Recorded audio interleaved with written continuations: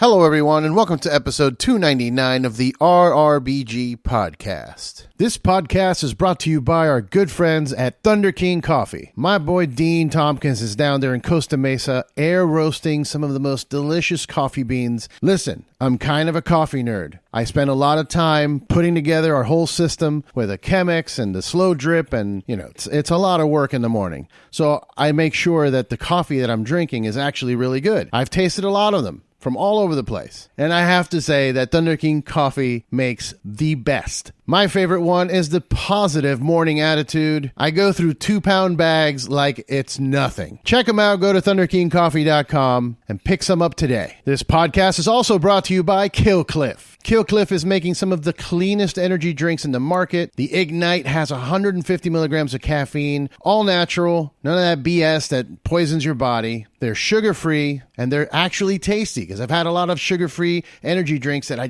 can't stand the taste. They also have some of the best CBD drinks in the market. Check them out. Go to killcliff.com and let them know that the RRBG sent you. And finally, the podcast is brought to you by our longest supporter, Saints Joints. My buddy Lawrence is out there in Washington producing some of the best top quality pre-rolled joints in the market. The packaging is incredible. Every single person I show them, the little packs, they have a little slide out where you have the 5 joints that are pre-rolled inside. The boxes have this incredible artwork on them featuring artists such as Skinner. Every time I go out, people ask me to give them a pack, and thankfully, Saints Joints keeps me supplied. So check them out. Go to saintsjoints.com. Support independent businesses. In this episode, I talked to the Drama King himself, Matt Rehwoldt, formerly known as Aiden English in WWE. He's currently a color commentator on Impact. He's also a video game streamer, involved with the Overwatch 2 League. We talk a lot about gaming. We talk a lot about pro wrestling. He also has a channel called Wrestling with Whiskey, so we talk a lot about whiskey as well. And we talked a bit about mental health and dealing with social media and all of those things. It was a really great conversation. I hope you guys enjoy it. Make sure to follow him on all the things at the Drama King Matt. If you're here watching this on YouTube, click like, click the little heart, click the bell for notifications, subscribe if you haven't done so already. Follow us on social media at RRBG Podcast. And if you get a chance, check out our Patreon page. Go to patreon.com/RRBG, where you'll find some exclusive content there with some interesting rewards. I'm planning on revamping the whole thing for 2023, so be on the lookout for that. And I want to thank you for watching and listening. Cheers.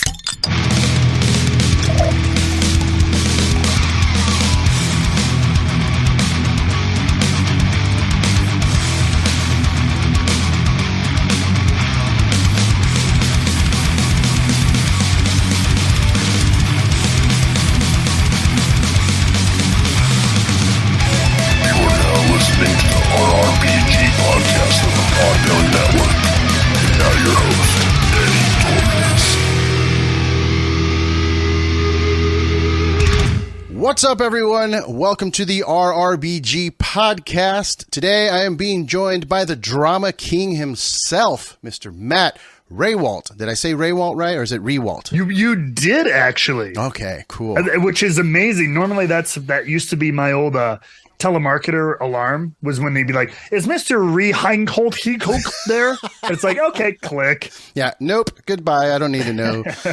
How are you, Exactly. first and foremost? I'm good, man. I'm good. How are you? I'm good. This is our first show back in the studio because we had some crazy construction that happened. There was a water pipe that blew up, and they had to tear everything down. And Oh, the water's the worst. I Oh know. my God, it's my worst enemy. So many. It's like affecting me. It follows me everywhere I go, like from apartment to house to whatever. I have stupid water issues. It's like I always love it that it's this thing that signifies like life, right? It is the essence of life is water. We are 70% water. We need water to live. Yet it's so utterly destructive too, just for existing. It doesn't even need to like bowl over your house. Just literally too much water sitting on your walls or your windows.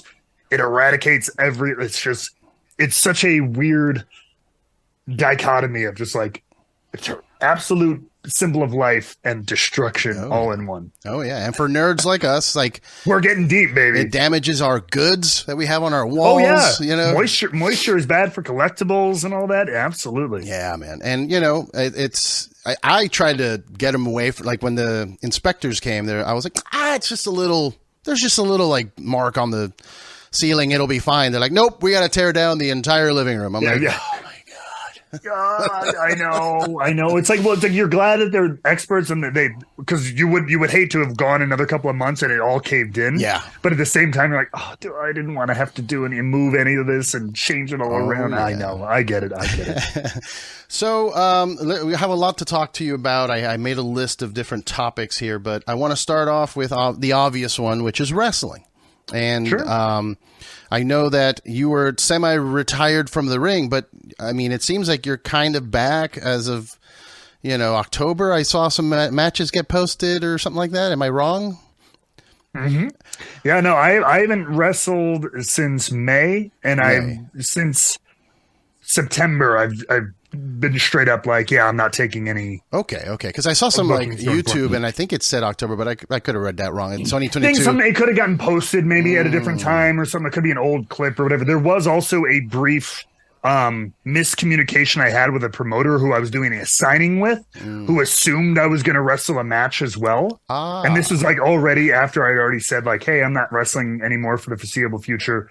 And like they went, like I literally got alerted in a Twitter post and was like, "Hey Mac, like from my opponent, like I can't wait to wrestle you. I'm going to show you the drama or something." And I'm like, "Oh my God. Wait, what? Cutting promos on you and shit." Say come again. Like, so I sent an email. They're like, "Oh, you weren't going to do that." I'm like, "No, we would have had to talk about a different price then."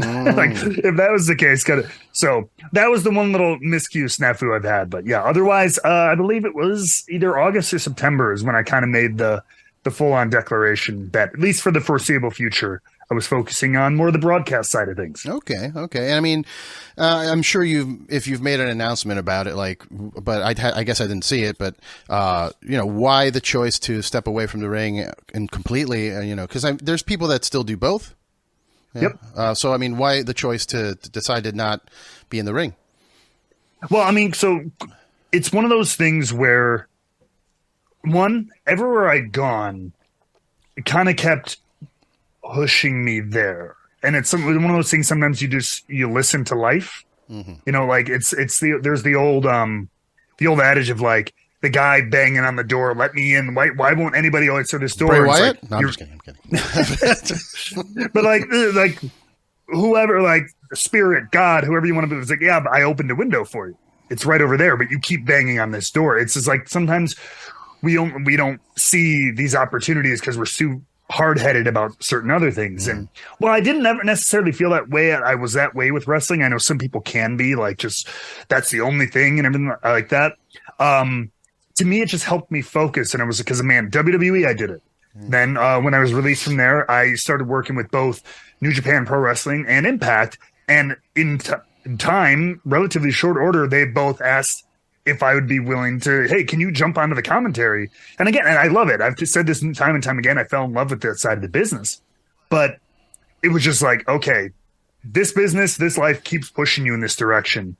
And two, honestly, and I'm not trying to get too woe is me, but like I didn't have a whole lot of interest from promoters in wrestling. That was not what people wanted to see Matt Rehwoldt do.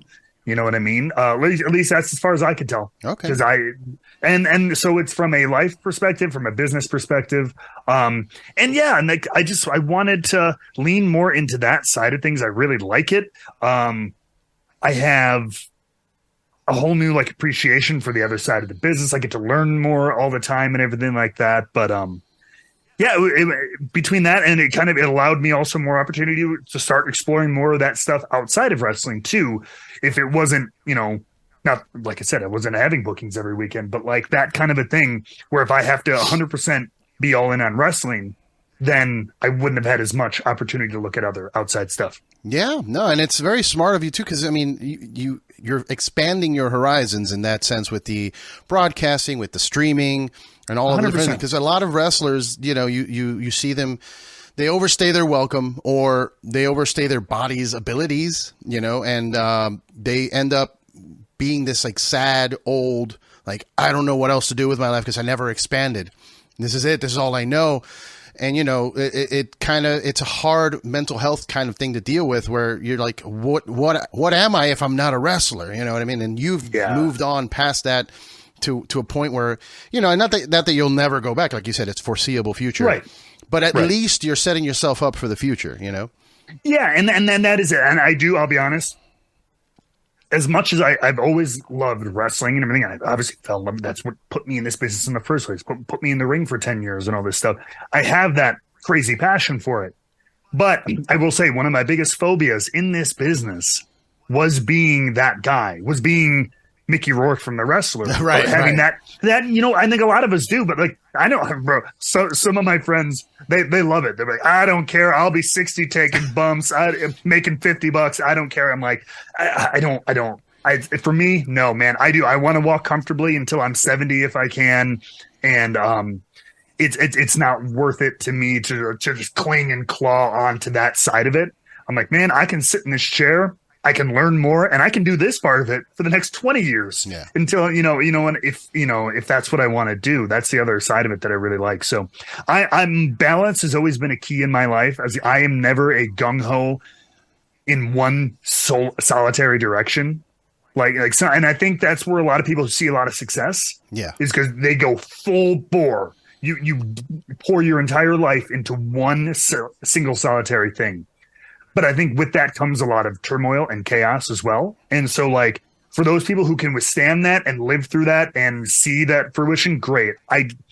For me as a human being, my entire life has always been trying to keep things as balanced as I can, mentally, emotionally, physically. So it may not be as, like, I don't know, that long-term, like, dream level like some people have it as, but like, to me, I prefer a more balanced lifestyle. So that helps me with that too. Hell yeah. And you've got a unique voice, you know, whether people like it or not, like that's a matter of opinion, but like you have a very unique voice. And so you can take that to different places, you know, and exactly. And that's what I'm trying to do as well. Again, talking about more about expanding into other things. So yeah, like voice acting, you know, you could anything like that. So yeah, that's awesome, man. I'm glad to hear it. I mean, I watched some of the clips of the more recent, like I watched the Rich Swann match that you had, and still, you know, you're still in great shape and you know, all of that. So it would be a shame to never see you wrestle again, but you know, do what you got to do, and then maybe sometime in the future, who knows what the future holds, you know? That was the other thing. Is like, I want it to be right. And like, there were a couple opportunities that did come up to me, and I'm just like, it's not worth it for me to get up off the table to do it. And that's not trying to be big headed about it or whatever, but I'm like, I don't want to just do these things that don't mean anything. Yeah. I don't know. I want to, so like, if there's the right opportunity, I'm a big fan of storytelling. There's great that, you know, I had an offer to say, hey, we want you to wrestle this. And I'm like, okay, but are you just having me wrestle, or is this part of something bigger? And they're like, well, we need someone this weekend. I'm like, only time in my entire career I've ever said, no, thank you. Yeah. Because I was like, there are so many other guys. I'm already doing a role on the show. Yeah. Sitting here, right? There's so many guys in that locker room or in that that you could choose from that could go and have a great match and everything like that. Feature one of them. I'm set. You know what I mean? Like it seemed like just for a match to have a match, it didn't seem like the right place to disrupt what I had going on at the commentary table, kind of thing. And that's very important. That you are able to say no, that you can acknowledge that, hey, this isn't good for me. Like I just had a chat with our mutual friend CVV, Mr. Van Vliet, and we were talking just about that specifically, where it was, you know, getting to a point in your life where you can say no to certain things. Because in the beginning, you want to say yes to everything because you want to be involved and you want to, you know, be a part of it. But you know, you're at a part of your career where that's not even necessary, and that's great that you got there. Yeah, absolutely. And you just said it at the beginning. I think it is important when you're first getting into anything. I am a big person of that say yes mentality. Like learn everything, learn every aspect. That goes, dude, learn behind the scenes, learn to wrestle, learn how to set up rings, learn how to do audio, learn how to do cameras, whatever, take tickets, all that. I'm a huge believer in say yes, learn everything. But yeah, when you've had some time under your belt and everything like that, you have to learn then what's good for you and what's good for your career and what's good for your momentum wherever you're going in your life. So 100% I agree with that. Yeah, man. Now, what are your thoughts on, and I promise we're not going to talk wrestling the whole time. Oh, please. What are your thoughts on what's going on? Because to me right now, I've been a wrestling fan since I was a kid. There was a brief moment, not a brief moment, it was a pretty long moment in time where I stopped. Pretty much a lapsed fan. I did. Yeah, I tapped out after I left with Stone Cold. When he left, I left. I stopped watching. Okay, I was gonna say, I was like, what did a lot of people have the moment of like, man, this happened, I just couldn't watch anymore. Yeah, I mean, it wasn't specifically that. It was Stone Cold left, and I was like, oh man, that's a bummer. And then I think it was right around the time where I started dating and like going out. And, sure. You know, yeah. Like, I hear that. I'm going to go focus on this for a while. And then my friends kept insisting and, invited me to parties to go watch like a Mania or something. And I was like, I'm not into it anymore. And then finally I caved and I got back into it. And what really did it was going to a local indie show, which I had never done. I had only seen my whole life. It was always WWE, WCW, whatever was on my TV.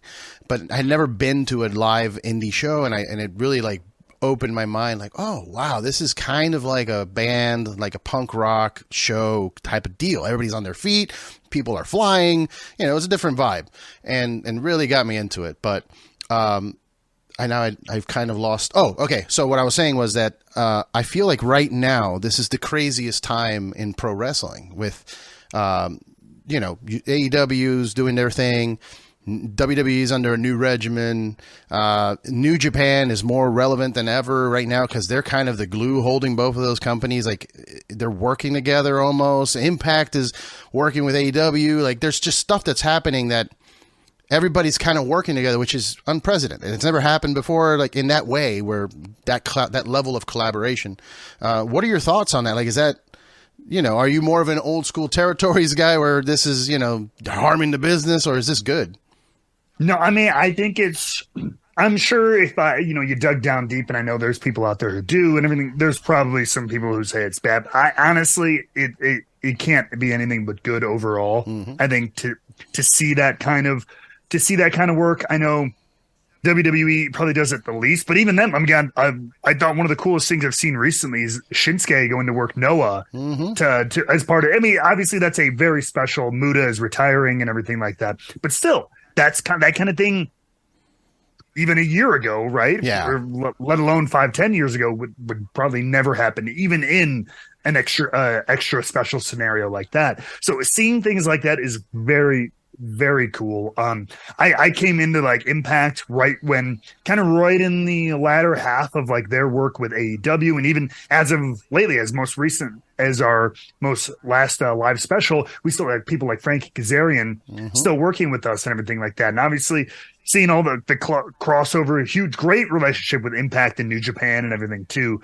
So I love it. It gives me also like it's a wide breadth. So no matter where I go, I don't feel out of place too. So it's like, oh, I know, most of these people that you've seen them before, they've crossed paths. So you could tell a lot of stories. Yeah. So that whether you want to keep it focused on all the history in this company, or depending on the scenario, man, they've faced each other here, and here. There's a lot more like a spider web of storytelling that we can do now. Now that there's these people that we're seeing pop up on TV, your internet screen, wherever. Internet screen? How old am I? Oh my God. Yeah. That was such a grandma. In the moving pictures. Your fancy internet screens. Good Lord, I'm a gigaboomer. No, but yeah, on your computer, your phone, whatever like that. People are all over the place. And so to me, it's more stories we can tell. Yeah. It's been, fascinating to me to see how WWE has changed in that sense with, like the other day I was watching the latest pay-per-view Survivor Series, and they were like talking about the Bullet Club and like the history and how like AJ and Finn go back to New Japan. I'm like, what? That would have never happened like 2 years ago. So it's really cool to see. And, as competition is important, obviously it makes everybody elevate their game. But also, I don't think it's a bad thing where people are kind of crisscrossing and, there's work everywhere, and that's good. Yes. Yeah. Good for the business. Good for the business, which ultimately it's still a pretty niche business. You know, I try and convince. I have friends that are like, why do you watch wrestling? That's, you know, why are you watching that stuff? It's fake. It's for kids or whatever. And I'm like, however, it's the number one trending thing on social media every time it's on television. You know, like they're obviously not that niche. It's obviously important enough to where it's trending worldwide. So maybe pay attention to what's going on there. You know, you got some of the world's biggest stars there. And a lot of the thing is that people, I feel like we're finally, and I think this is true of like the current crop of talent as well. But like, we always talk about, especially like with WWE, Vince McMahon, everyone talks about like his dream. He wanted wrestling to be on par with like Hollywood, right? He wanted to be in that the TV, the HBOs, the Hollywood. He wanted all of that. And while it's never going to be the same thing because it is such its own unique niche, I think with the explosion of WWE and at the time WWF and WCW stuff in the 90s, those Monday Night Wars, all that stuff, the people who were kids during that in those formative years are now your people who are your peer in how they are your full grown actors and stuff like that. So it's not back when he was first trying to do that in the 90s and stuff, like even the early 2000s, the people who were kind of in the meat of Hollywood and TV and everything probably didn't grow up on it because wrestling was super, super niche, even, you know, back in the 70s and 80s and stuff like that. Mm-hmm. But now we have an entire generation of actors and comedians and media personality who all grew up on wrestling like we did because they're in their 30s, right? They're in their 30s, their 40s, maybe late 20s and stuff like that. So I just think you're seeing more of the crossover because there's way more wrestling fans who are in that mainstream media, even if they haven't watched it in 10 years old, they were, so they get it. Mm-hmm. So you have less people like poo-pooing it, if you will, than you did in like the early 2000s maybe, or even in the 90s at certain points, as just like, now everyone's like, oh yeah, I remember that. I loved that when I was 15 or whatever. Like, so like, I get it. Like they can admit that they think it's something that they thought was cool. So I think we've kind of overcome that a little bit for sure. Yeah, I mean, I feel that applies to pretty much everything in my life growing up. Like, I was a big video game, you know, nerd, and back when I was a kid, that was frowned upon, kind of like, oh, you stupid nerd. Now it's one of the biggest things in the culture. World. Yeah, dude, nerd culture in general, like niche, finding your, like that has grown so much that like we've grown so much more accepting of just like, hey, you're into what you're into kind of culture, as opposed to like, you have to like X, Y, and Z, mm-hmm. that kind of binary way of thinking that we lived in for so long. It's like, oh, you're a nerd and that's bad if you like this, or you're a dork, you're cool if you like this, or do this, or play this sport, or like this music, so on. Yeah. So now it's not perfect, but we've become so much more accepting of, hey man, like you're into what you're into. You like that kind of music, you like that kind of wrestling, like that kind of comic book, that kind of TV shows, whatever, blah, blah, blah, blah, blah. It's become much more of it. And that's the one thing, man, the internet can be a nasty place. Oh yeah. But it has allowed people to find your people anywhere. Yeah. Yeah. You know what I mean? As much rigmarole as it causes, like you can find your people, your community somewhere, some message board, some forum. So if you like something, you are not alone. Yeah. That's for sure. Now, that kind of is a good segue into what you're doing with streaming. I know that you're doing a lot of gaming streaming. I think you're involved with like Overwatch and all that. Mm-hmm. Now, when you started doing that, I've heard this from musicians that but start exploring the Twitch world. It's a different audience for them. Like the people that listen to their music is a small percentage of the people that are following them on Twitch. Like they had to build a whole new fan base. Did you find that when you started streaming more, like you had to start from scratch, or did you, like once you started, was there a huge following already, kind of, you know, based off of your wrestling? Yeah, I would say more that it was almost more the opposite. It was like the people came to the channel because of wrestling. Oh, okay. And I talk a lot about wrestling. I know there are some people like who they go there and they don't want to talk about wrestling, and I kind of had that vibe, but I don't actively usually bring it up a lot, but I'm totally always willing to talk about it because it is my life, it is my livelihood. But no, for me it was more the opposite, because as I got more and more into it and building like inroads into some of these communities within especially esports and gaming and stuff like that, I wanted to focus more on that and people would come in. I think I've actually driven people away because, again, all 99% of my social media, Instagram, Twitter, is all from my time developed in WWE. Let's be honest. You know what I mean? Yeah. So like people, if they see me go live, they come in. I'm not talking about what Bray Wyatt's doing. They leave. I think because I want to talk about the competitive gaming scene that I'm in and all this stuff like that. So like, I've don't get me wrong. I've built a nice, really cool, smaller community that way. But like, yeah, I've probably turned away a couple of wrestling fans with my lack of wrestling content. But there's a big crossover though. There's a ton. I have an awesome community of people who they watch wrestling every week, but they're huge Overwatch fans or Destiny or whatever it is I'm playing or talking about that day. So there is, and I get it. Gaming and wrestling is a very, there's a lot more crossover than I think people might expect. Yeah. I mean, there's a lot of big name wrestlers that have their own channels and that have found success. Mainly, like you think of Xavier Woods and everything that he's done with G4 and all that. So yeah, that I could see the difference there. I mean, musicians have struggled with it, though. I'll tell you that so that's the thing. Like because I would imagine, especially Twitch. Twitch is such an interesting thing because everyone always talks about anybody who ever thought about streaming. They'll ask me and they'll be like, "Man, like I don't really know what games to play or anything. I don't really do it." I'm like, people always forget Twitch is not a gaming site. Yeah. Now, 99% of its marketing and its audience is kind of geared towards it, but it's not. At the heart of what it is a live streaming site. There is cooking streams, there are fitness streams, there are talk shows, there are podcasts, there are, like ASMR. There's everything. There's a category for everything. So I'm like, you can go on there and talk about folding your clothes. You can go talk about fashion. You can go talk about your collections, whatever. It doesn't matter. So you don't have to do gaming. Although that makes up a huge chunk of what they do. Yeah. So I can see if you're coming from somewhere, hey, you have a big following in music, social media is big for that and everything. Twitch is, again, there's a scene for it, but it's much smaller there. So I could see for something like that, it being a little bit more of a rebuild. Whereas I think since I was going there to game anyway, that was an easy build for me to both newcomers and wrestling fans alike. So it was a little bit easier for that to build up. Okay. So now I have a few like rapid fire gaming questions here. So you're playing a lot of Overwatch 2. Mm-hmm. I tried to play it when it came out and I couldn't. They wouldn't let me on. The game had some really bad server issues. Oh, yeah. That was a rough first week. Yeah. But what else are you currently playing that aside from Overwatch 2? Yeah. So yeah, that's the big one. I work with the Overwatch League team, the Houston Outlaws, so got to shout them out. Nice. Outlaws, ante up. But the other big ones. So I just started. So I know God of War Ragnarok just came out, right?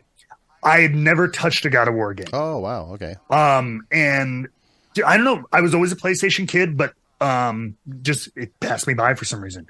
And so I was like, you know what? I can't go back. I'm not going to play all like 6 like OG PlayStation 2, PlayStation 3 games. So I started with God of War 2018. So I'm playing that a little bit, and then I'm going to play Ragnarok. So finally, I get it, people. It's freaking cool. Yeah. Kratos is awesome and kind of a dick. But the other big like kind of live service game I play is Destiny 2. I just got into that a couple of months ago, and that is all consuming if I let it be. And I could literally sit in here for 12 hours a day just grinding it because it is that type of game. But other than that, I mean, I'm a huge Final Fantasy kid. I literally hunted down a PlayStation 5. I play 99% of my games on PC, but I'm like, I have to have a PS5 for when the new Final Fantasy 7 remake games come out and the new Final Fantasy game. I'm like, if I get it just for that, it'll be worth it. Yeah. I'm sure there'll be other things, but so like that's the big one for me. But yeah, man, honestly, for me, it's the main games like I'm logging in like daily, Destiny and Overwatch. Yeah, Destiny, I was big into Destiny when it first came out, 1 and 2. All, had a group. We did the raids, all that. I tapped out pretty much, I think when they broke off, from Activision. And it wasn't because of that. Oh, sure. It was just kind of, there was a time where I had done everything. We did all the raids. There was no content. And they were reformulating things or, restarting.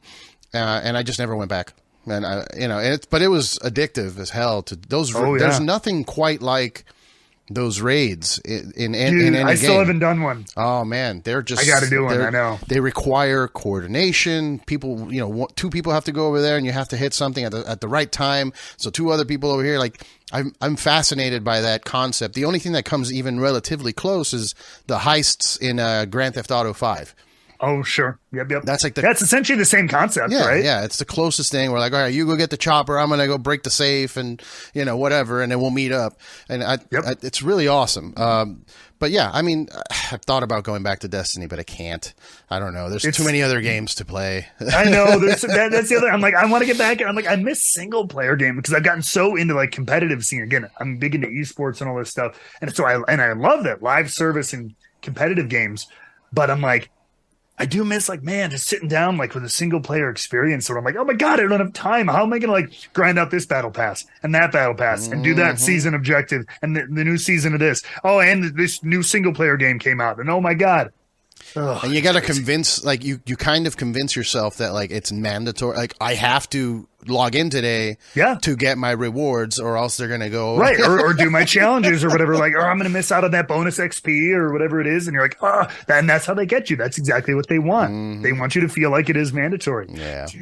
I'm jealous of you with God of War though. Cause I'm kind of, I just finished Ragnarok. I'm not going to spoil it for anyone. Okay. Not going to spoil, but I'm on the side of, I've been playing God of War since the first one. And I feel like the game is not what it used to be. And for some people, that's great. But for me, I don't know, man. I used to play God of War because I would destroy giant monsters. And occasionally there was some boobies on the screen. Sure. They had like, I forget which one, 2 or 3, but he's like in the middle of an orgy. And I'm like, oh my God, this is so crazy. I've never seen this. And then now he's like an old man with a kid. And I'm like, it's like sad. I'm like, oh God, it's kind of like what happened to me with Marvel, with Endgame. Like I kind of didn't like Endgame because like I looked at Thor and Thor was like fat and drunk and playing video games. And I'm like, that's me. I'm fat and drunk and playing video games. I don't need to see. That's not why I'm watching this. I'm watching this to escape that, right? Yeah. So that's kind of like the mentality where I'm like, I don't need a mirror. I'm trying to find some crazy, I know. It's like I had this debate actually with someone the other day about like the way we consume media. Some people, it is pure, like my wife is very much like it's pure escapism. I need something that is totally like different. I don't want to get real. I don't want to get like, I want something funny or action packed or something like that. And for a lot of people, video games is that, man, just visceral, like so fun play style, action packed scenes, all this stuff. It's escapism. I just want to live through that. Other people, I would probably say I'm on the other side of the fence. I like my movies. I like contemplative shit. You know what I mean? I like thinking about getting real, getting emotional. Tell me something deep, layered story. Let me go inside someone's mind. I like both, but like I can really appreciate that side of it. But I totally get it. We all consume media different ways and for different reasons. Yeah, for me, it's different depending on what it is too. Like for movies, I do like. Obviously like think pieces and stuff that makes me contemplate and art as well. Like my wife hates overly complicated artwork, like this piece over here where it's just too much, too busy. And I'm like, I like that because I like to stare at it for a while and break it down and see all the little details. Sure. But I can accept and I enjoy movies like Fast and Furious where it's just, I'm just going to have a beer and there's going to be explosions and crazy things happening on the screen. And I'm, popcorn. That's fine. All right. Damn right. Back to gaming, rapid fire questions. We got what's your and I wanted to point this out. You were talking, you didn't see this, but Final Fantasy. I got a little Ultros right here from Final Fantasy. There you go. I actually worked at Square Enix for a time. Really? For 4 years. Yeah. Doing what? I was a game master. What does that entail? Yeah, I have to know. So I think I could talk about this now because it's been a while. It's been about a year. So yeah, you under any NDAs? NDA's over now. But Game Master, as cool as the title sounds, it's not as cool as it sounds. It's basically internet police. And, there's Final Fantasy 14 is an online game. And they have people talking to each other, and sometimes they say very inappropriate things, and that's where I come in. I look at what they're saying, and I'm like, hey, you're breaking terms of service. Stop it. And so you're like community management a little bit? Kind of. Moderator. But they actually you're actually in the game, and you're like dressed up differently. Like no one wears your armor. It's like a police uniform. And you take them to actual jail. There's a jail that you take them to. There's a little dungeon, and you take their character there, and then you just talk to them about whatever they said or did, and you issue whatever punishment based off of what, their violations are.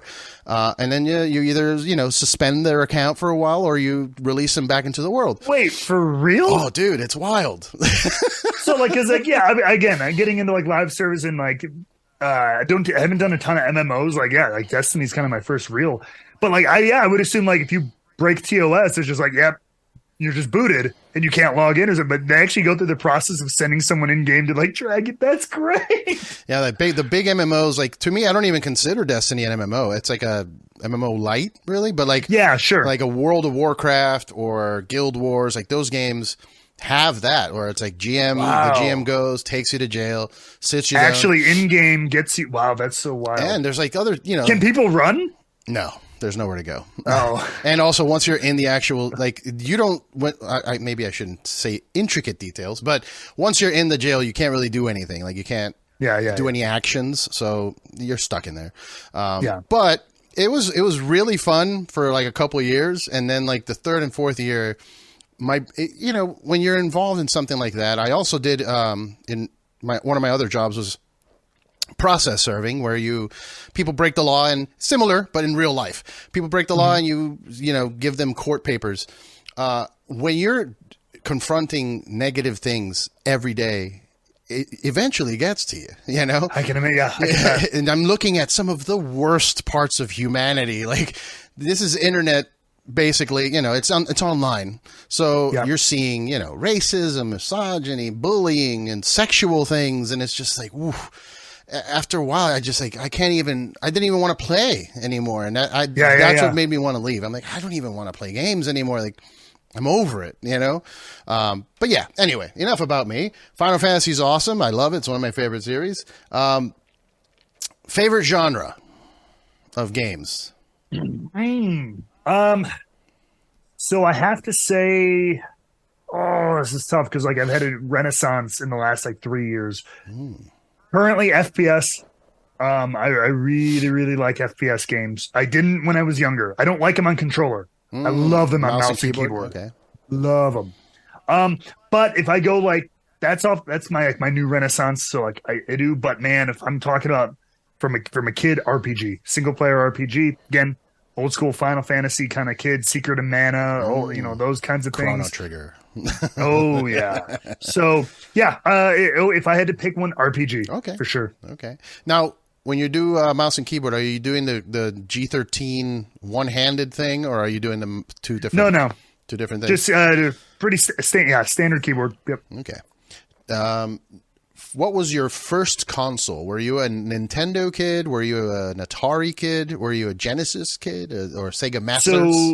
I believe I had two older brothers. So like they kind of were the first to kind of, I had something, it was because they got it or they got it for Christmas, right? Something like that. I believe we did have original Nintendo, no Atari. We were not Sega people. We went from Nintendo to PlayStation, kind of both for a little while. Like I got up to Nintendo 64. Then I didn't do GameCube, didn't do Wii or any of that stuff. So Nintendo through N64, and then when PlayStation came out, I was PlayStation all the way through current. Okay. All right. That kind of cancels out my next question, which was Xbox or PS5, but I'm assuming PS5. I mean, well, yeah. So it's weird though. So like now, PC gaming came into my life post-pandemic or during the pandemic, right? So I was never a PC gamer. I literally, my first stream was from my PS4. Nice. Like directly from the PlayStation camera. But I've gone ass over tea kettle into PC gaming. Nice. And so the nice thing about Windows and PC is Game Pass. Yes. So like I'm kind of like a quasi Xbox guy now because I have access to so much Xbox stuff. Like I got really into Halo because I could finally play them. Because again, I was never an Xbox kid. Mm-hmm. So I never really, my best buddy is a huge Halo guy. He's been playing Halo for 20 years. So like when Infinite came out and I had a PC, we could finally play Halo together. So we still do that every so often, everything like that. So like, yeah, I'm kind of a quasi Xbox guy, but push comes to shove. Yeah, still PlayStation. Yeah, I mean, I'm kind of followed a similar path. Like I started with Nintendo. I did one time when the Genesis was still around. My family moved into a house and I found a Genesis in the attic, like in the box. Like somebody messed up, forgot their Christmas gift. I don't know what it was, but it was just there. And I'm like, oh man, I've never had a chance to try this because I've always been Nintendo. Let me try it out. And since that moment, like I don't care about console wars, even though it like dominates Twitter. If you look at gaming Twitter, it's all like Xbox versus the Sony ponies. And it's like, oh God, relax. Just play both of them. Well, what are you doing? No kidding. Why? What's worse? Oh, hey, random, because you just brought it up. Yeah. What's worse, Xbox versus PlayStation or WWE AEW on Twitter? What's worse? Man, what do you think? I don't know, dude. They're both That's so tough. bad. They're both so bad. And it's funny because I see friends. I have a lot of musician friends, and they're like, "Oh, guitar tech nerds are the worst community," and I'm like, "That's because you haven't seen the wrestling community. They're the worst too." I don't know. Oh my God! If I have to pick one, I would say the Xbox versus Sony is a little more aggressive and like violent sounding. Like that people really go after each other.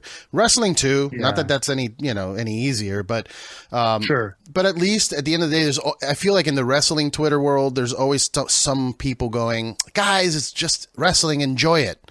Whereas, and I think the advantage too is at the end of the day, like if you have TV, you can that's all you need to watch both, right? In theory, the cable TV, I guess. Yeah.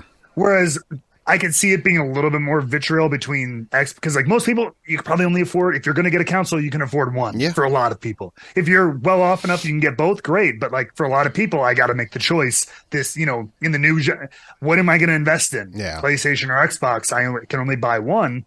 So I get like they feel, oh, we're not getting this. What the hell? You guys suck. Blah blah blah. And then, yeah, I can't wait for the inevitable future of gaming, which is everything's going to be on a cloud, and you don't even need a console. Your TV has that Game Pass, and it'll have PS Plus as an app, and you can play everything on your TV. And every TV will have hardware like capable of playing everything, high quality, and all that stuff. Streaming the internet quality and all stuff, and we'll all be top quality and everything like that. And then of course when that happens, we're going to be streaming 8K 240 hertz from our TVs, like from the cloud, and people are like, oh, but like why can't I just get it like transferred to my brain? Yeah.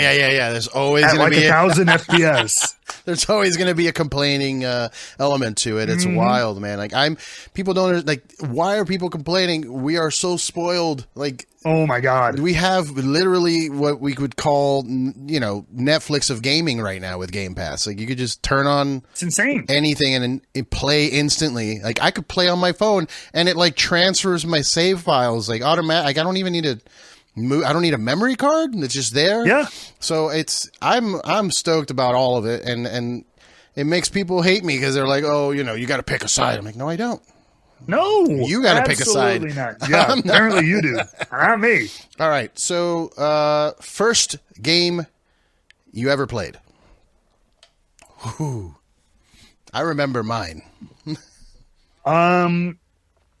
I thought about this a little bit when you asked what the first like kind of console was. And so the earliest memories I have of like sitting down playing a game are probably the original Zelda on Nintendo. The gold cartridge? Yep. Nice. No, we didn't. Wait, did we have the gold cartridge? I don't. Did they only have gold? I don't remember. I think the first NES, it was only gold. Like I don't think I don't think it was a variant, like a special variant or anything. Oh, okay. Yeah. Then I'm like, then we must have. But yeah, the old side-scrolling red Link. Yeah. Oh yeah. So I'm sorry, and I don't mind, I know some people don't like talking about it, but how old are you? No, 35. Oh, 87. Okay, that's why. All right. I'm a little bit older, not too much. Sure. 41, but I did, Okay. I started with ColecoVision. I was trying to think of when you were asking about the consoles. I'm like, oh, what's like the real OG ColecoVision? That's right. Awful. That's Oh so my bad. God. I remember sitting when the Atari came out afterwards thinking like, oh my God, the graphics. I could see E.T. Like, ugh. Oh my God, it's so funny. The worst game ever made. And all right. And then finally, if you were to pick your favorite series of games, I mean, you said already Final Fantasy, so I mean... Yeah, I'd have to go, Final Fantasy. Okay, all right. For sure. All right, now moving away from gaming, I have here Wrestling with Whiskey. Tell me a little bit about that. I mean, what got you into the idea of doing a whiskey thing, a show, and then, what prompted all that for you? So, yeah, for me, man, I remember it was when I was living in Orlando, working, was I still in NXT at the time? I may have been just kind of right as we were leaving NXT. But I remember I didn't go out a lot, right? Like, so I didn't go, like, wrestlers like to go out. I was not a big going out guy. I did occasionally, but man, I did not like going out, pounding drinks, getting really drunk and partying, right? It wasn't my thing. But I was 23, 24, living on my own. And I'm like, I would like to have a drink. There's nothing I like drinking. I didn't like beer. I was not I wanted to think I could be a wine person and like be snobby. I'd be such a snob and connoisseur. Great legs on this one. Right. But I didn't really like wine that much. I don't mind it, but I didn't really like it. And so I was like, I want to drink like an adult because I don't want to pound shots or anything. Like I would like to be able to sit, watch a movie or like sit with a friend or a date or whatever it was and be able to sip a nice drink. But I'm like, I've never been able to handle like liquor. Like that is fire water, right? But my dad was a big Scotch drinker, drinks Scotch neat and everything like that. So I'm like, I wish I could do something like that. I wish it felt stable and mature. So I was like, all right, I'm going to teach myself to drink whiskey. I chose whiskey and I'm like, I'm going to teach myself to drink whiskey neat, sip it, not shoot it, sip it. So I trained as if it was like the gym. I went and got a bottle of whiskey. I mean, I'll never forget it. Went to the ABC store in Orlando, Florida, got a bottle of Knob Creek single barrel, which is 120 proof, 60% ABV, which is pretty damn high. Yeah. And I'm like, if I can drink this, I can drink anything. And I sat on my couch every single day, not one small drink every single day. And I would sip with a little Coke Zero and chase it. And I would try to hold off as long as I could between sip and chaser. And just did that for weeks on end until I could finally put the chaser aside and just kind of stomach the drink on its own. And then between that and I was like, well, if I'm going to get into this, let's learn more about it. So I, like with anything, like we're talking about niche, be a nerd about anything, comic books, movies, games. Well, turns out whiskey's the same damn thing. There is a whole community on Reddit, Facebook groups, podcasts, deep dives, Twitter accounts, Instagram accounts, YouTube channels, right? All about whiskey geeks and like people who review it and collect it and talk about it and break down the mash bills and the producer and how long this has been aged, what kind of wood did they use in the barrel and everything. All the stuff we geek out about, collectibles or comics or sci-fi and all that stuff. There are grown men doing that about bottles of booze. Oh, yeah. And arguing with each other about it like children. It's fantastic. So that between finally just teaching myself to be able to do it and then getting just deep into the community and like learning everything about it, it was just really cool. And again, it was another thing, man. It was just a nerd out kind of moment. I was like, whoa, there's just so much more to this than I thought, other than just like big companies pumping out booze. Yeah. The process of it is cool. The community of it is very, very cool. And then I did become the snob, but it was just with whiskey. And now I could pick out notes, and I do talk about the legs. Legs are very real. Okay, Eddie? Don't make fun of legs. You want some good legs on your whiskey. No, I know. Nice, good, thick, oily legs, baby. Give me the legs on my whiskey. So dude, it's just another rabbit hole of nerddom that I got to dive down. That's awesome, man. Yeah, I mean, I appreciate a good whiskey, a good scotch, a good bourbon. I'm mostly the beer guy. That's what the B in RRBG stands for. Because I also discovered that same element that you found. I found the community. I found the bottle shares. I found the fact that dude, craft beer. Yeah. Dude, huge. Yeah. And then and it's actually kind of intertwined a little bit in the community where there are people getting rare beer bottles. They'll go to a special release or something, and then they'll trade it for bourbon, like rare bourbons. Oh, yeah. Yep. I've seen it. A lot of crossover there. So what would you recommend for someone that wants to get into, drinking whiskey or bourbons? I mean, would you recommend starting with Knob Creek like you did, or would you go somewhere else? No, I'm a sadist. I'm a glutton for punishment. And that came from the wrestler, like, athlete thing where, like, I'm going to go into the gym and push, right? I thought of it like gym training. Like, I'm going to lift heavy, baby. You got to gain size. You got to lift heavy.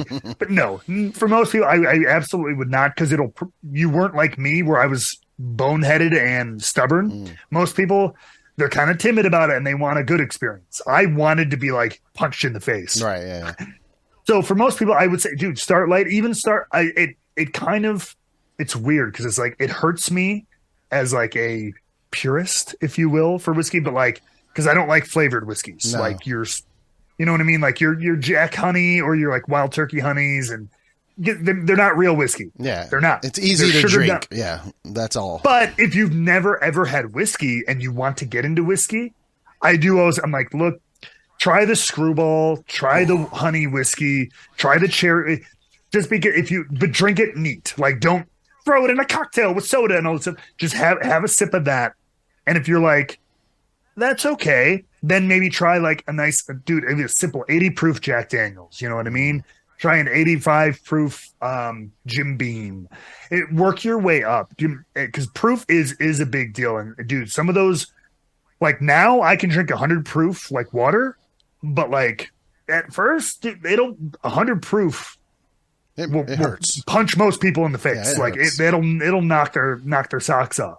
So let alone 140 proof hazmat cask strength bourbon. So. Yeah, I just ease in, start with something light in flavor, or cocktails are great too. To start with the classics, old fashions, Manhattans, or even a whiskey sour, which is a little less whiskey forward, but still kind of, again, if this is for people who've like, you've never had a whiskey drink, you've only had like beer or very little, and you just want to try working your way in, start with the flavored stuff or cocktails, and then work into low proof, neat pours. Yeah. I mean, and drink with good friends, man. Drink with good people who might know a little bit more and can educate you, and then have a good time with. Yeah. Yeah, that's important. The community aspect of it. Like, you don't want to, I always had a problem with that. Like, I have a bunch of bottles and I just don't drink alone, because it's just, I feel sad. like, oh, I'm the sad alcoholic at home drinking all this stuff. But yeah, the community aspect is important. But that's funny that you mentioned the training your palate kind of thing. It goes for everything. Like, my wife has a hard time with coffee, so I'm trying to get her. I don't want to get her into it, but also just, I don't want her to just think it tastes like poison. So I'm like, here, try this coffee ice cream or something. Like, something that'll ease you into that world. Beer is the same thing. Like, I prefer a bourbon barrel aged stout that's 18%, but I know some people are gonna just drink a sip and die immediately. Yes. So, yep. You got to start them soft. Just ease your way into that. So that's good. Yeah. That's good advice. What would you say is your favorite whiskey in terms of brand? I know that's a hard one.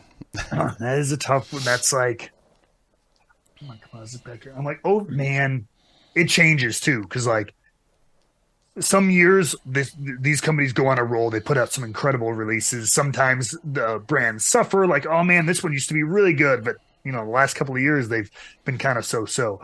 Generally speaking, I will always say this: to me, probably the most consistent brand in American whiskey from a quality standpoint, as well as a kind of accessibility and price standpoint. Because there's a lot of brands, because bourbon has exploded over the last couple of years. It is like you talking about, like people were with craft beer and stuff. Like, dude, with some of these bottles, the way people trade them for hundreds and thousands of dollars, it's crazy. Yeah, because it's been very trendy and everything. But a lot of time, as companies get like that, the prices go up and up and up. But one company that has maintained incredible quality and a really accessible price point, Wild Turkey.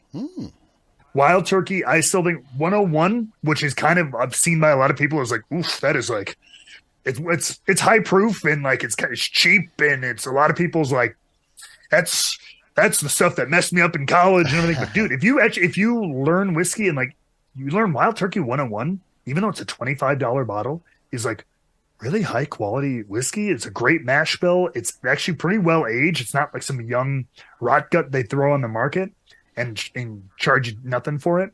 So between that, their Russell's lineup, which is pretty accessible as well, super high quality. So good.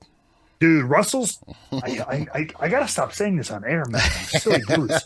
Russell's 10-year bourbon is one of the few age-stated 10-year bourbons on the market that you can find in a lot of cities and stuff. $40 in a time when 10-year bourbons are going for $200-$300 depending on who's making them. This one is sitting on my grocery store shelf for $39.99, and it is fantastic. So then, just across the board, they've been for decades and decades and decades so good. One of my favorite newer brands, which it's an old name. The company, like the name Michter's, is like a 200-year-old name, but it's been resurrected in the last like 15 years. They have got a really great approach to making bourbon in this new age too. I really love the stuff they've been putting out. Nice. Okay. Josh Barnett actually put me onto Russell's. Really? I wasn't aware of, I had never tried it. And he's like, for the price, like this is insane. I'm like, yes. Okay. All right. Have you had Josh's bourbon? No, so I met him. I was talking to him about it. I met him at a New Japan show and I have not had it. What is it? Like War Pig or something like that? Or like Warbringer. Warbringer, yes. Yeah, he has a Warbringer. So Warbringer is a bourbon that they make at that distillery, Cespa Creek. But he has his. It's called the War. It's a lot of war. The War Master Edition of Warbringer.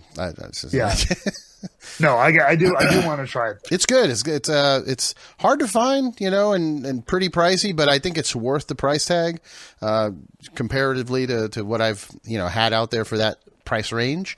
Sure. So, but I recommend. I was gonna say, like, if you don't know Josh, you should get to know him. He's a big whiskey and bourbon guy. I know. Yeah, like I said, we had a great chat about it. I love the fact that because I asked him like the hard hitting nerdy stupid questions because I'm like, it's a newer company. I'm like, so are you guys like actually making it, or are you wholesaling it from another company or something like that? He's like, no, it's like they're making it according to our recipe, the stuff like that. So I'm like, oh, that's actually pretty cool. Like we're making it, we're aging it, we're doing all that. So hats off to that. I've seen him actually, do the grain build and all the things. So it's a legitimate thing. And, I'll tell you, but when we sign off, I'll tell you a little thing, that I'm not supposed to talk about yet, but, we'll talk. And then finally I wanted to talk about mental health with you. I wanted to see where you're at. It's a big topic these days, especially in our community, because we're exposing ourselves basically every day online, streaming, gaming. You're in front of a screen a lot. And, I've talked to a lot of people where the effects of the internet and social media and all of that really does mess with your mental health. And I want to see where you're at in that, world in terms of, is it affecting you? Are you feeling that the social media exposure is actually, detrimental to you? I can't say like, it depends, man. It sometimes it does. Yes, absolutely. I think I count myself extremely lucky. I won. I'm trying to think of like, I want to say like, whether I don't know what it's from. whether it's, I got the parental lottery and because I had a pretty good upbringing, right? Or whether it's something in my DNA or whatever like that. I luckily have a pretty good head on my shoulders for like cutting out the noise. Like I'm pretty good at it, but I'm not perfect at it. And it does get to me. I know some other people in our industry, especially in show business in general, who it's like, they know what they're getting. We all know what we're getting into. We know we're going to be in the public eye. Social media is a huge thing. So it's like, even though you know that, dude, sometimes when you get hit with a cavalcade of criticism or like just harassment and stuff like that, even though you're like, I know these are just people trolling or whatever. It's like your head can tell you that, but man, your gut and your heart still get hurt, and it still hits you and it kicks you in the gut, man. And it can, and like I said, luckily through whatever means I've been able to be pretty good with that. But even I have my days where it's like sometimes, and I'm embarrassed to say it, sometimes one comment, you know what I mean? Yeah. Even though you might get 100 people saying like, this is awesome. And sometimes that one person is like, you're a effing joke or whatever it is. And like, you dismiss it immediately, but then like hours later, you're like, it's still swirling in there. And you're like, what is that? Yeah. And that's, I think we all struggle with that. The idea of like, man, again, you can hear 100 positive things, but the one negative thing, and I think it goes to the same, there's a reason, troll and hate posting get so much engagement. That is a human thing, man. We flock to that attention wise. Even when it's directed at us, everybody could be cheering us on, but you get one or two a-holes and that weighs on you more than the hundreds of people behind you. We have this predisposition to taking in that negative energy sometimes. And I think that's across the board. So it's really hard to fight. I mean, so it really helps having a good support system. Luckily, I am married. My wife is amazing. And, we both lean on each other for that stuff. So, I mean, especially I feel for the people who live on their own, you know what I mean? Like that, and who do have to go through that and sometimes don't necessarily have someone in their immediate life that they can lean on. That's where friends and family or, your chosen family, whoever that might be, is a really important thing to have. I think grounding yourself in that, because that's one thing we noticed. I have a weird phenomenon, and I absolutely love this. And I hope you have, if it's not this example, I hope you have someone or people like this in your life, because we do that. We're in, dude, so much of our lives is social media. Me and my wife, we're getting worked up. We're getting busy. We're traveling. We're doing all this. We notice it's building up. We're getting snippy with each other, all this stuff, right? My mom calls. She goes, hey, come over for dinner or whatever. They live out in the suburbs. And we're kind of half fighting already. We go out there. We put it aside. It's that awkward thing where it's like, all right, we're here. We have to stop arguing or whatever it is kind of thing, right? We go in. Parents, we don't talk about that. We're talking about my aunt and our dog and my family dog and what my cousins are up to and the stupid thing the neighbor did. And then 3 hours later, we drive home and it was like, like that. It was like a reset. It's just like getting out of that and connecting with real people, important people in our lives who just kind of, they take you out of that. Like, hey, holy crap. All that BS that we built up from like the work stress and social media and all these little nitpicky things that have been bugging us the past like 2 days. It goes away. I don't know, like getting out there like this, it sounds sad, but man, just getting back out there sometimes and connecting with people, with your people, your friends, your family, especially when we spend so much of our lives online and on these things, right? Yeah. It gets so in your own head, so internal. You internalize everything. So if you have a group of people to get out of that with, get out of your head for a little bit, dude, it puts everything in perspective. Couple hours later and you can be like, man, wow, that really wasn't a big deal. I feel refreshed. So finding those humans in your life who can refresh you like that is amazing. Yeah, I agree, man. And it's something that I've been dealing with in the last few years. Obviously, it kind of spiraled out of control during the pandemic, like it did for a lot of people. Of course. And also, within our group of friends, and peers, we have wrestler friends. Don't talk about that as much. And there's, be a man and just walk it off, rub some dirt on it, Yeah, exactly. Yeah. And it's tough because it's not just like the negative comments. Like that's obvious, that's bullying. Like we've had that since childhood. We've had bullies talk crap to us, but But there's also like the work stress stuff that you mentioned. You know, when especially someone in your position where you have a job where you're on TV and all that exposure, but on top of that, you're creating content, you're streaming, you got to stay on top of your social media stuff, and you got to stay on top of your branding, and you're always, you get into like, oh, am I posting enough? And, did I put the right tags? Like that kind of stress is also mental health. Like that also messes with your mind. And like you said, it'll trigger some kind of argument for nothing with your wife or your loved ones, So I think it's important to talk about that. And if you don't have a group of friends, video games, playing online with people, even though there is a lot of toxic people playing video games. Of course. But but I was just about to say that. Yeah, of course there is. Just like anywhere on the internet, all this stuff we're talking. But I've also, dude, I've met so many people, and I've talked to so many people who be like, man, I like literally have created like 2 or 3 like friend groups, like people, actual like friends who I've met through communities in these gaming. A lot of them, like I've met a bunch of people. I just had a great experience. Same thing, because I got into the whole streaming and especially Overwatch and everything like that during the pandemic. Mm-hmm. And so when I got into the esports scene, there were no live events going on. They were just kind of hanging on, running online stuff and everything. And I was getting into it. But then just this year, they finally had a huge in-person event, and I went to it. And it was like I met all these people that I had like met over the last 2 years.